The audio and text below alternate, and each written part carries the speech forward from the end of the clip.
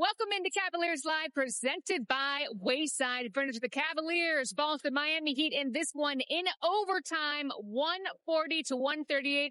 Joined by Brad Doherty. And Brad, I got to tell you, I think we were probably all about to have a heart attack through the last 4 minutes of regulation of this game. Then overtime hits, and I got to tell you, as soon as Donovan Mitchell hit that three-pointer, I thought there was no way that the Cavaliers were not going to win that game, but they surprised us. No, exactly. And got to give the Miami Heat a lot of credit. They fought and fought and fought, but I thought the last 10 minutes of basketball was just absolutely phenomenal. The last 15 minutes, Cavaliers showed a tremendous sense of urgency. They came on a little bit late, just didn't shoot the ball well early on, and it kind of put us in a hole. But heck of a basketball game. It's a tough one to lose. I thought we had it, but hey, got to give the Miami Heat credit. They did everything they needed to do, and that out of bounds play worked perfectly. Yeah, I will say that one of the things about games like this, Brad, is they really do test your composure. Sure. And you do learn a lot in games like this because you're really forced to, right? No, you learn a tremendous amount, and you'll know what not to do the next time. And, you know, there was a couple plays there that we could have done a little bit differently and got different results, but that's all a part of learning. And then that out of bounds play, that just can't happen. You can't give up a layup right at the end of at the buzzer to lose a game. So we'll learn from all that. You'll watch the video and get a chance to break it down and look at it, but we just didn't shoot it well enough to sustain. If we shoot it like we normally do, we win this ball game. All right, well, let's take a look at a little bit what happened there in the end of that fourth quarter.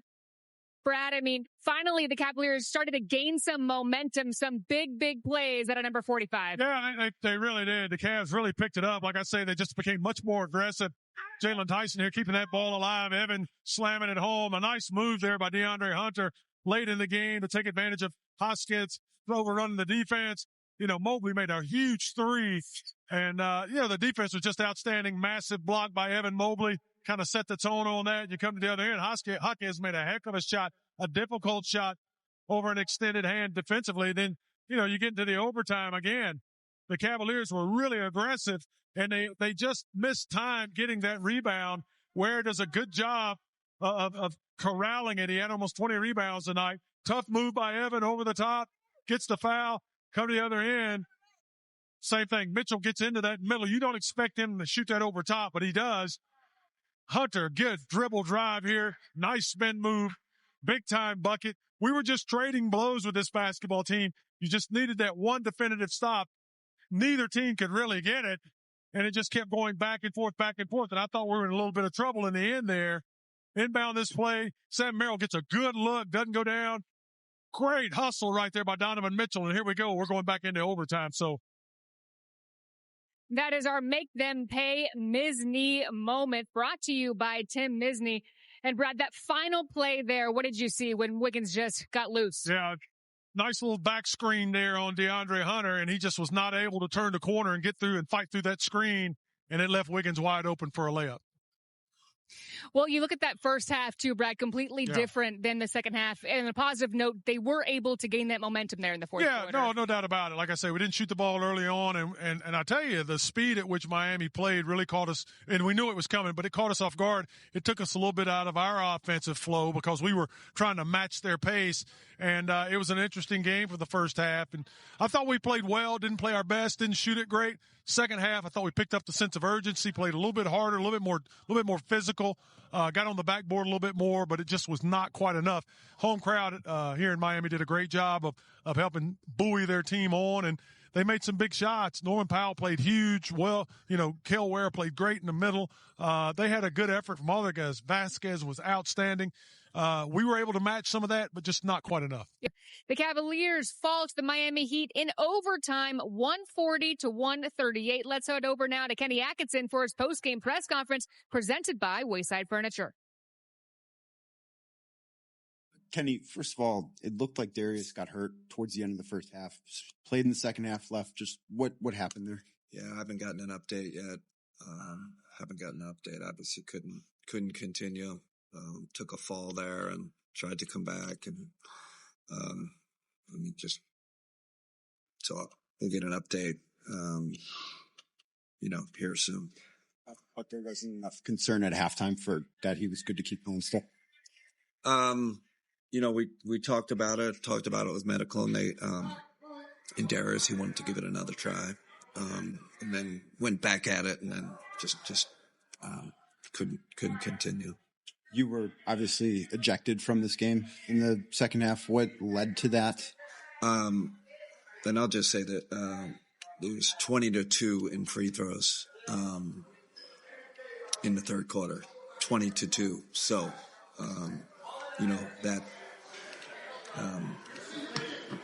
I'm not sure I've ever seen that in all my years in the NBA, 20-2. So I let them know that I wasn't pleased with that, and they tossed me for it. But I'll stick with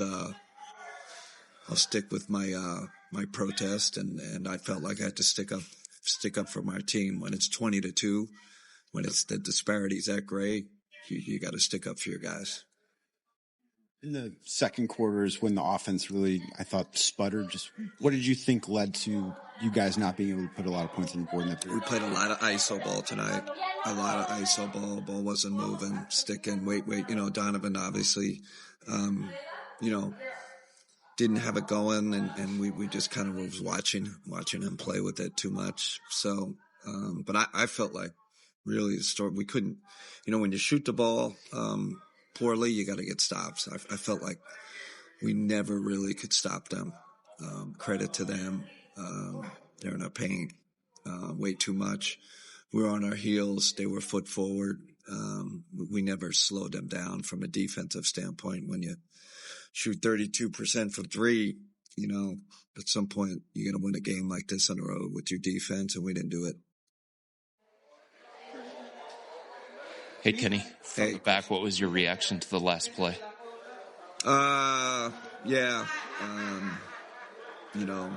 Miscommunicated. I got to talk to the guys. What happened?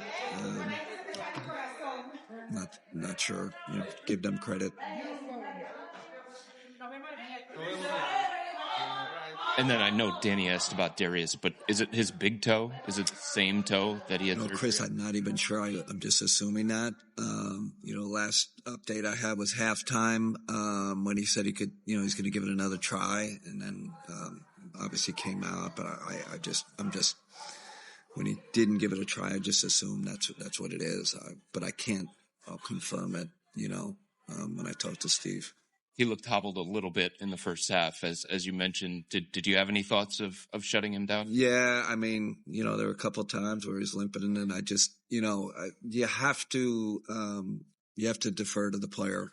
I have a good trust with Darius, and he plays through a lot, so I kind of kept him out there. Maybe I should have pulled him earlier, but again, I trust him with good communication. But then, it got to the point where he had to give the foul, right, to stop the play, and we got him out. So.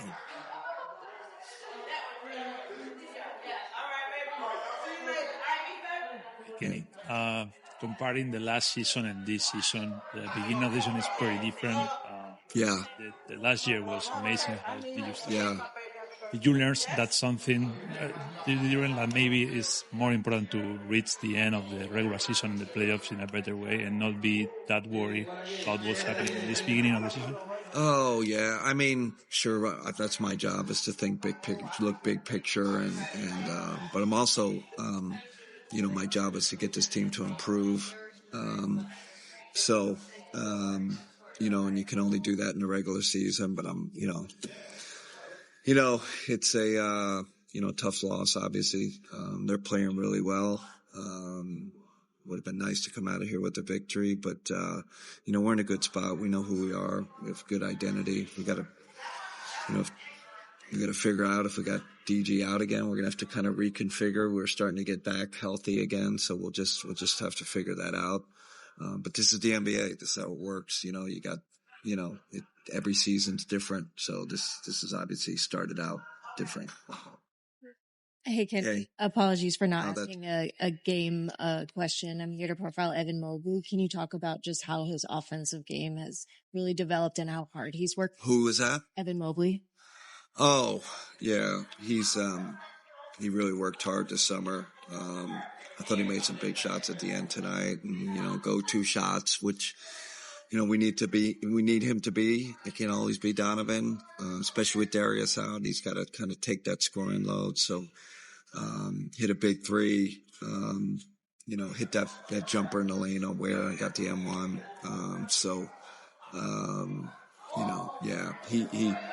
We need it from him, and he's prepared for it. Thank you. All right. Kenny, for you, when you are ejected from the game and not on the sideline and a game gets as intense as this one was and as back and forth as this one was, what's it like being back in the no control? It's torture. It's torture. It's like watching your son play, right? Like it's your team and you want to run out, get on a walkie-talkie and tell the assistants, what to do. But they did a good job. It's just hard. I don't envy, it's not a great position to be in. But again, Dan, I just felt like foul disparity was way too great and finished that way too. I just let it be known and people can judge whether the referees did a good job or didn't do a good job. All right. Thanks. Well, the Cavaliers lose a tough one here in Miami and come out with some nicks and bruises along the way. The Cavaliers fall in this one in overtime, 140-138. But it was without plenty of drama and plenty of Cavaliers helping out along the way. Cavaliers had 6 players in double figures tonight, one of which was Sam Merrill. He had 12, and all 4 of his three-pointers, guys, came in 88 seconds. Donovan Mitchell led the way for the Cavs. He had 28. Both DeAndre Hunter and Evan Mobley had over 20 apiece. Jared Allen chipped in 14, most of which came in that first half, and Darius Garland had 11 before exiting the game with that toe injury. Coming up, there is more on post-game live. Donovan Mitchell with some late-game heroics, but it was not enough as an Andrew Wiggins buzzer beater alley-oop. Welcome back to Cavaliers Live, presented by Wayside Furniture. Miami Heat victorious in this one in overtime, 140-138. Let's take a look at the next week for the Cavaliers. We are back here on Wednesday. The Cavs with some chance at a little redemption back on South Beach. Then it's back home. Cavaliers taking on the Raptors, then the Grizzlies, and then the Bucks and Giannis. Be a fun week here for the Cavaliers.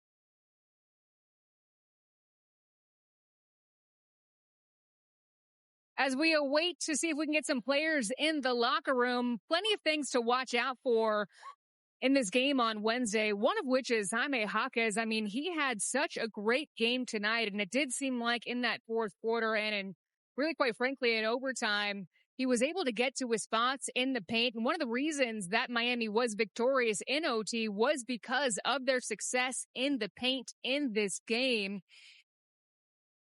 All of their points in overtime came in the paint. Norman Powell, a big one here for this Miami Heat team. He's really recharged this team.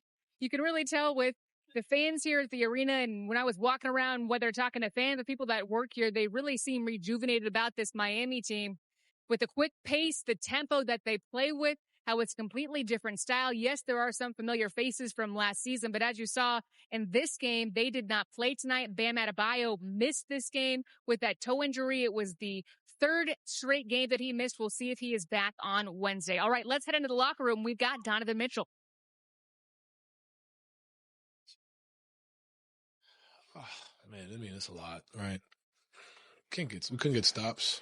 I mean, it was tough. We played that back-to-back, flew down here. We knew you were going to be tired. It's one of those days where you got to push through mentally, right? And, give them credit. They just kept attacking. We were on our heels. But also on the flip side, we made a run and came back. You know what I mean? So I think the biggest thing was just learning from it. We made some mistakes on both ends of the floor, learning from that. But we made a lot of progress individually as a collective, too, to be able to withstand that run, come in at halftime, deal with adversity, and still, be there to finish. Knowing what he's gone through, what goes through your mind when Darius has to go out with an injury?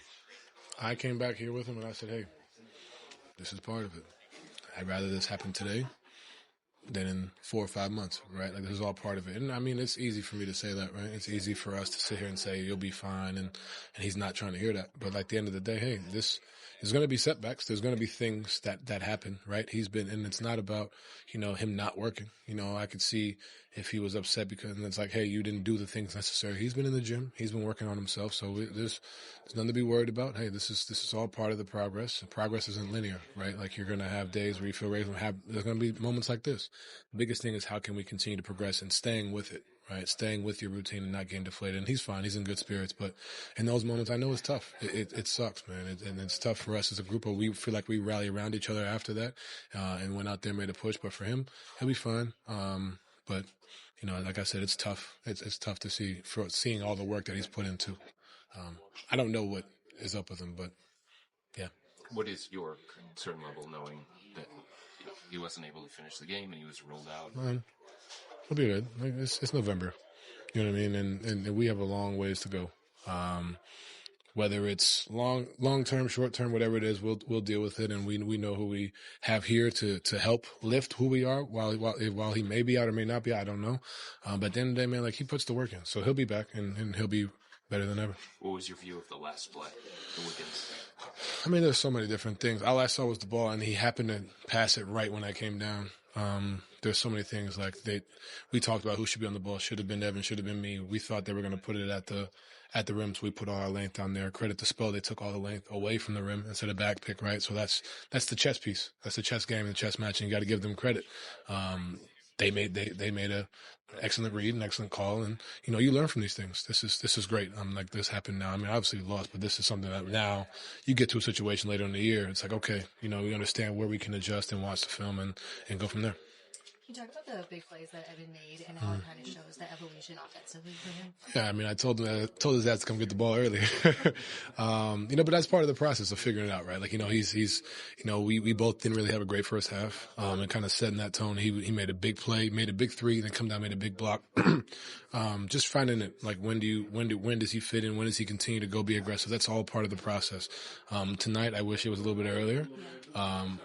But like, hey, that's part of it, right? That's part of that communication and that back and forth. And he stepped up, and he was big time. We don't get to this point without him being dominant on both ends of the floor, right? So got to give him his credit. And he's continuing to build and elevate each night, every single night, and that's what you want to see out of him. Sam missed his first 7 shots, and then he goes on that run early in the fourth quarter. What's going through your mind there?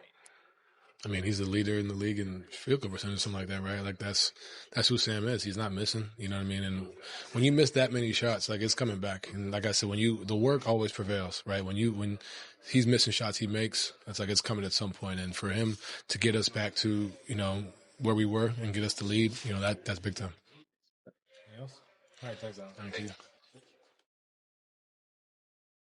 Well, despite the loss, we sure had great theater here in Miami. This one went to overtime. We had late game heroics by Donovan Mitchell, who hit an amazing three-pointer. There was 4 seconds left on the clock. Andrew Wiggins with the alley-oop at the buzzer. And while it was a tough one, the Cavaliers have a chance at redemption on Wednesday because we are back right here in South Beach. We'll see you there on FanDuel Sports Network.